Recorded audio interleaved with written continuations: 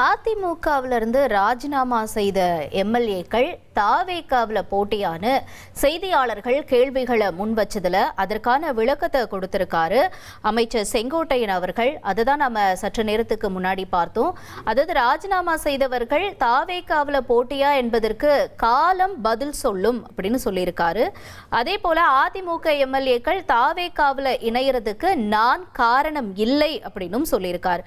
மேலும் இப்ப தமிழக அரசு மேல வைக்கக்கூடிய குற்றச்சாட்டுக்கு அவர் சொல்லியிருந்த பதில்கள், அதாவது 6 மாசத்துக்கு நாங்க எந்த கருத்தும் சொல்ல மாட்டோம்னு சொல்லியிருந்தாங்க, ஆனா இப்பவும் குறை சொல்லிட்டானே இருக்காங்க அப்படிங்கிற மாதிரியான ஒரு கருத்துக்களையும் முன் வச்சிருக்காரு.